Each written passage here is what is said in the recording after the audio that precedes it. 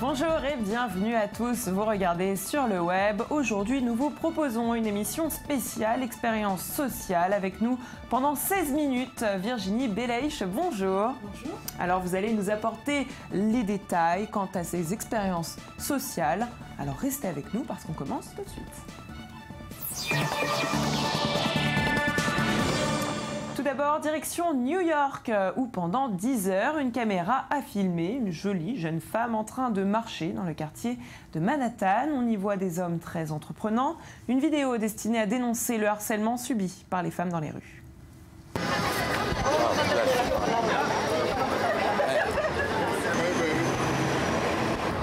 Hey, beautiful. How are you this morning? Have a nice evening. Nice. Damn. Hello, good morning. God bless you. Have a good day, all right?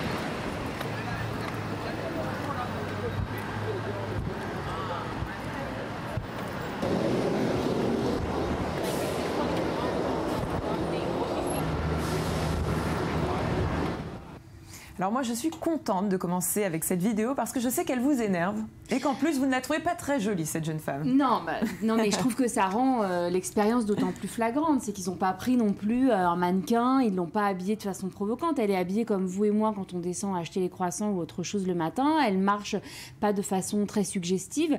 Il y a eu une polémique au sujet des quartiers qu'elle a traversés parce qu'il se trouve quand même qu'elle se fait embêter par beaucoup de ce qu'on pourrait appeler des Américains non-WASP, quoi. Ça veut dire, bon, c'est bon. Bref, mais en dehors de ça, ce qui est intéressant avec cette vidéo, ce qu'il faut savoir, c'est qu'elle a très bien marché. Elle a fait ce qu'on appelle jurisprudence un peu, puisqu'aujourd'hui, il y a beaucoup de vidéos qui découlent du même procédé. On l'a vu avec ce journaliste israélien qui a marché 10 heures dans Paris avec une kippa. Ce qui est intéressant avec cette vidéo, même si c'est pas la première du genre, puisqu'une artiste belge avait fait exactement la même chose pour dénoncer les violences verbales et physiques dans les rues pour une fille qui se promène en jupe.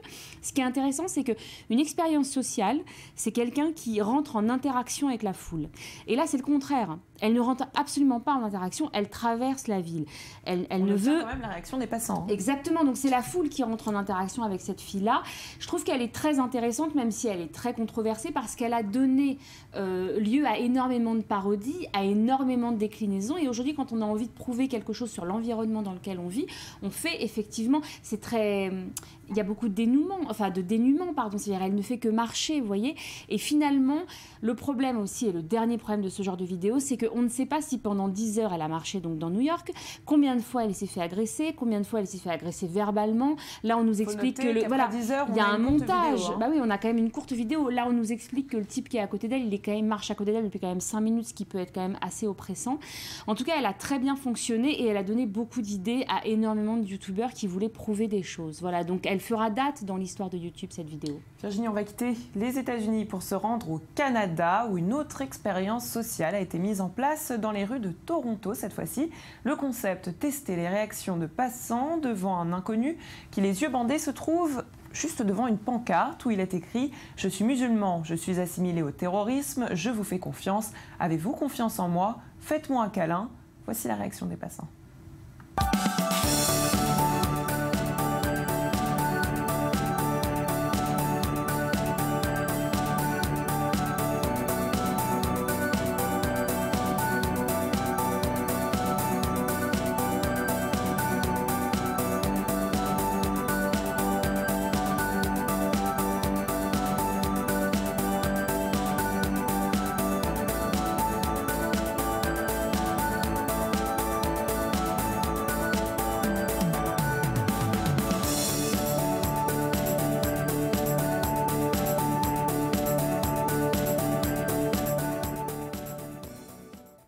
Pareil, on ne sait pas combien de temps il est resté, on ne sait pas combien il a eu de câlins. Alors, une petite parenthèse sur le câlin. On est quand même dans le summum, le hug. C'est quand même, on dirait que c'est le summum, si vous voulez, de la proximité entre les gens, quoi. Donc moi, quand même. Oui, mais enfin d'accord, mais bon, c'est une proximité qui est quand même très factice, quoi. Alors moi, ce que je trouve Pourquoi vous feriez des câlins à tout le monde ? Non, mais je crois que ça n'engage à rien. Voilà, c'est surtout ça. C'est-à-dire, on peut enlacer ce musulman en lui disant voilà, j'ai confiance en toi, et tenir à côté des propos racistes. Vous voyez ce que je veux dire? C'est pas. Enfin, je crois pas que ce soit. Jouer le jeu. Non, enfin voilà, je crois pas que le câlin soit l'espèce de voilà. Mais bon, enfin bref, ça peut être la preuve par le câlin. Je sais pas. Alors, je trouve que c'est un peu léger. Cette expérience sociale. On sait aujourd'hui que les actes islamophobes sont en hausse dans énormément de pays, dont la France, le Canada, ça doit être également pareil. Je trouve qu'à la fois ça prouve tout et ça ne prouve rien. On a envie de dire ok, so what. Moi, ce que je trouve assez intéressant, c'est une espèce de double lecture. Il a les yeux bandés, comme si finalement le danger venait de l'extérieur et que lui nous faisait totalement confiance comme ça. Et moi, je sais pas, je vois plutôt une espèce de cécité de la communauté musulmane qui a parfois du mal à dire les choses sur les éléments aussi infimes soient-ils, qui aujourd'hui font parler d'eux de façon très négative et sèment la terreur. Voilà. Je trouve que effectivement c'est très parlant, mais je ne suis pas sûre que ça aide à combattre les amalgames, vraiment. Virginie, il y a quelques mois, la Lituanie a lancé une campagne de sensibilisation sur Internet.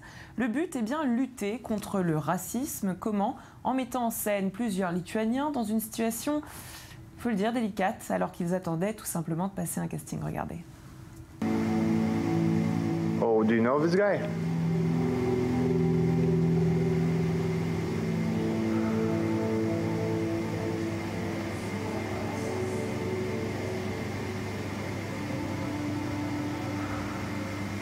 Guys, so no, I can't. No. Then what? Well, I mean, like there's no like useful information for you here. You want to hear this, right? Yeah, because I would like to know better, you know. Okay, but it's racist. It's really bad, and I don't like this. So, okay, I'm gonna try to say these words. So, monkey, what are you doing in Lithuania? Go back to Africa. That your smell would be not here. We will make shoes. I'm sorry.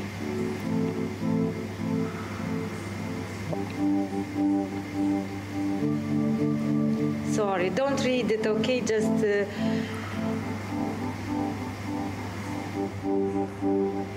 I'm really sorry. C'est quand même assez prenant. Oui, d'abord c'est très bien fait. C'est une vidéo qui se veut didactique. On voit la mise en situation, on voit l'installation du décor, on nous explique comment ça va se passer. On voit les gens arriver qui passent donc ce casting au fur et à mesure avec ce comédien donc noir qui est là, qui attend avec sa tablette et qui va leur montrer au fur et à mesure. Il a un message sur sa page Facebook, il ne comprend pas parce qu'il ne parle pas la langue et en anglais, il leur demande de traduire. C'est une vidéo qui a été tournée pour lancer un site internet pour permettre aux Lituaniens de répondre aux paroles racistes. Ce qu'il faut savoir, c'est qu'en Lituanie, il y a un vrai problème de xénophobie. Dans tous les guides touristiques, on vous explique que si vous êtes une personne de couleur, il ne fait pas bon se balader à Vilnius le soir, tard, parce qu'il y a énormément d'agressions. En 2007, Thierry Henry, qui jouait en Lituanie avec son équipe, je vous parle de football évidemment, a été la cible d'une banderole assez immonde sur sa couleur de peau qui a été sanctionnée par... voilà. Donc on est vraiment dans ce contexte-là.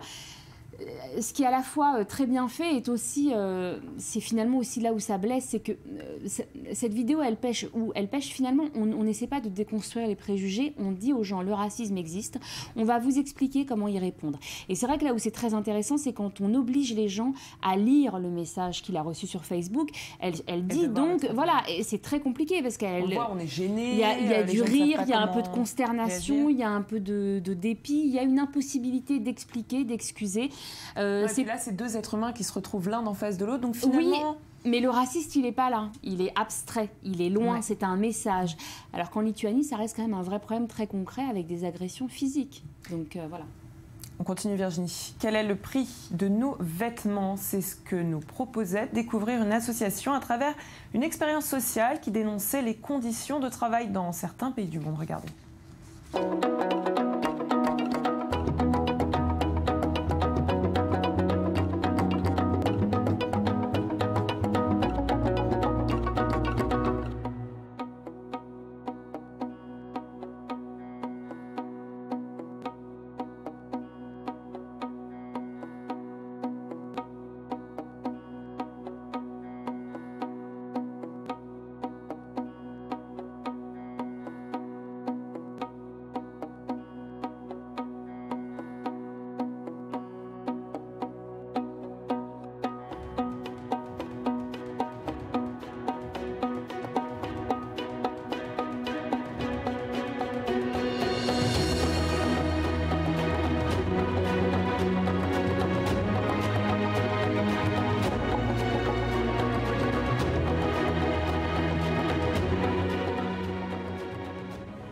Alors là, on le voit encore une fois, la réaction des gens face à cette machine. Alors soit on achète un t-shirt à 2 €, soit on confirme l'achat, soit on finit par donner 2 €. 2 € pour pouvoir... oui, c'est très beau, c'est plein de bons gens. sentiments, c'est magnifique. En plus, la plupart des gens ne prennent pas le t-shirt et décident de donner 2 €. On a cette musique qui s'amplifie au fur et à mesure que les gens cliquent sur la donation.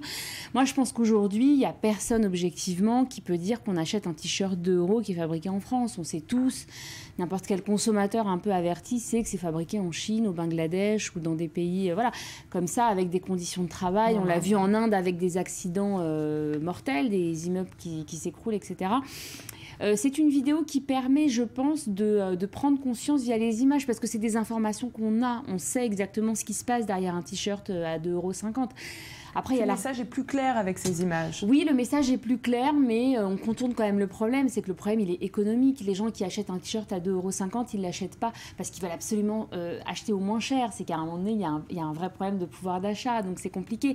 Quand vous avez un t-shirt à 2,50 € et un t-shirt à 12 €, les gens qui ont du mal à boucler leur fin de mois, voilà, le problème, il est global. Moi, je trouve que là où c'est bien fait, c'est que finalement, ça nous montre qu'on a tous ce réflexe au début d'aller au moins cher. Et finalement, quand on voit les images, je pense que caméra ou pas, les gens sont tellement saisis par la beauté en plus des images qu'ils se rendent compte voilà, que c'est pas possible et qu'économiquement, ça ne tient pas. Et 2 €, on peut les donner. Exactement. Pour aider. On continue avec une expérience sociale qui a bouleversé Internet. Elle a été mise en place par un certain Joe Salad. Son but, montrer au monde entier qu'il ne suffit que de 20 secondes pour kidnapper un enfant. Ça se déroule dans un parc, regardez. Hello. Hi, nice to meet you. My name's Joe. I'm filming a social experiment. Now, how many times a day do you tell your kid not to talk to strangers? I tell my kid every day. All right. So if I go over to your kid right now, will he or she talk to me or run away? I'm pretty sure she's not going to talk to you, but try. Hi. Hi. Look at the puppy. Puppy. Look at the puppy. Like the puppy? Yeah. Can you guess what her name is? Duncan. Duncan? You were close. Her name's Donuts. I got some more puppies. Want to go see the other puppies? Yeah. All right, let's go. Come on. Right over here. Give me your hand. Go? All right, let's go. Come on. Alors, grosse expérience sociale qui a choqué. Alors lui, c'est pas le mon monde copain. entier. C'est pas mon copain du tout. Parce que... Vous étiez choqué aussi. Non, mais parce que le problème, c'est quoi? C'est qu'ils nous donnent pas de solution, vous voyez. Et puis en plus, c'est vieux comme le monde. Avant, nos parents, dans les squares, ils nous disaient surtout, tu prends pas les bonbons des inconnus, tu ne manges pas un bonbon ou un gâteau qu'on te donne. Là, c'est le coup du chien. C'est quand même très compliqué parce qu'ils prouvent quand même qu'on n'a pas prise sur la sécurité de nos enfants à l'extérieur et qu'en 20 secondes, notre destin peut basculer. Mais ils donnent pas de solution, vous voyez. Donc, pour moi, c'est... Les internautes étaient frustrés après cette vidéo? Non, mais je pense que quand on est parent, ça renvoie quand même à une peur. Alors effectivement, pour un ado, regarder ça, il se dit « Waouh, il est trop fort et tout, c'est trop de la balle, lol, kikou, machin ». Mais pour quelqu'un qui a des gosses... Vous ne supportez pas les ados. Non, mais pour quelqu'un qui a des enfants, c'est quand même abyssal, quoi, comme angoisse. Donc Joey, c'est pas mon copain. Voilà, je regarde cette vidéo, je suis saisie. Et je me dis, mais que faire, quoi? Et ben en fait, il n'y a rien à faire. Il ne faut pas lâcher les gosses d'une seconde. Et quelles ont été les réactions qu'on a pu constater Alors, ce qui est très intéressant, c'est que bon, c'est un comédien, il est coutumier du fait, etc. Moi, ce que je trouve bien, c'est le côté d'aller voir les parents en disant, je vais tenter un truc. On les prévient. Déjà, oui, on les prévient, c'est plutôt bien. Et la prise de conscience, moi, que j'ai eue en voyant la vidéo, c'est la certitude des parents que ça ne fonctionnera pas. Allez-y, mais pas le mien, quoi. Vous n'aurez pas le mien. Et en fait, il fait carton plein à tous les coups, quoi. À tous les coups, ça fonctionne. À tous les coups, il embarque. Alors, de façon générale, on a vu plusieurs expériences sociales. Qu'est-ce qui fait qu'une expérience sociale aujourd'hui peut fonctionner ou pas? Il faut que ce soit simple, qu'on veuille prouver quelque chose d'assez simple, pas compliqué. Il y a une question, une réponse. Est-ce que vos enfants sont en sécurité dehors, même si vous êtes à 5, 10, 15 mètres? Et donc, vous Oui, vous disiez qu'il faut aussi apporter des solutions. C'est pas ça, c'est qu'on peut pas laisser l'internaute comme ça, vous voyez, devant ça. Mais donc, une question simple, une réponse qui est sans appel, vraiment très claire. Et là, pour le coup, elle est très claire parce qu'à chaque fois, il arrive à à prendre l'enfant, entre guillemets, à le prendre. Et 2, il faut aussi que ça parle à quelque chose qui est intime. Donc là, on a quand même la sécurité de l'enfant. On l'a vu tout à l'heure avec l'islamophobie, on va le voir tout à l'heure avec la maladie. Il faut que ce soit quelque chose qui touche. Il faut que ça touche à quelque chose qu'on a dans notre vie et à un blocage, à une rupture. Il faut que ça prouve et que ça permette de dépasser. Merci pour toutes ces informations. Merci à vous de nous avoir suivis. On se retrouve demain, même endroit et même heure pour une nouvelle édition de Sur le Web. À très bientôt.